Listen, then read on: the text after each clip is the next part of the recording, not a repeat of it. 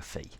In this video I want to bring you up to date with a new feature that came out in Lightroom version 9.3. This is a very powerful new feature which can be found in the graduated filter, the radial filter and the brush tool within the develop module. Now in any of them you will actually now see a new feature which is these hue sliders. But what do they actually do? Well, this has been for me a long awaited improvement to being able to locally adjust the colour of a particular item in the image without needing to take that image into full Photoshop to do. So this is a very powerful new feature. Now I'll give you an example. I'm using this image that I've took in the Outer Hebrides 2 or 3 years ago, and what particularly attracted me about this was this stool, which was chair actually, which was right outside this old shieling. And it was the colours that really just sung out at me. So I don't actually have any plans to alter this, but I thought this particular image would just suit just explaining and demonstrating this new hue feature. So I'll probably put this back later.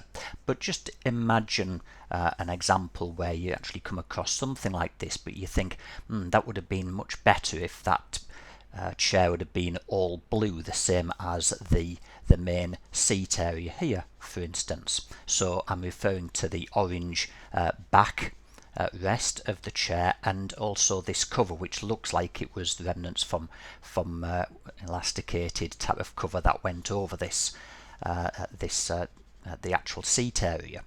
So I'm going to alter the colour of, in this particular case, the backrest, and I might even alter this cover as well to make it all of a similar colour to this blue. So this is how I would do it. I could, if I wanted to, just use the brush tool, but I actually prefer to be a much more bold, and in this case I'm going to use the radial filter. And initially I'm just going to draw over the area that I actually want to adjust. Now you'll see I'm going well outside of the main backrest here, and that's fine, and I'll explain a little bit about that later on. Now I'm going to just untick this use fine adjustment. This is just a legacy from something I did previously, so I'll just untick that for a moment. And what I'm going to do now is I'm just going to alter the colour of the backrest so that it actually matches the colour of the seat, and I can do that simply by doing something like that. Okay, now once we've got to somewhere roughly about right, I can then use this tick box to then just make slight iterations and alterations very gently until I get the hue just about perfectly right. Okay, so I'm absolutely, I think that's perfect. Now I do appreciate that in some circumstances we might actually get a situation where it will also affect the hue of whatever else is around the outside of, in this particular case, this backrest.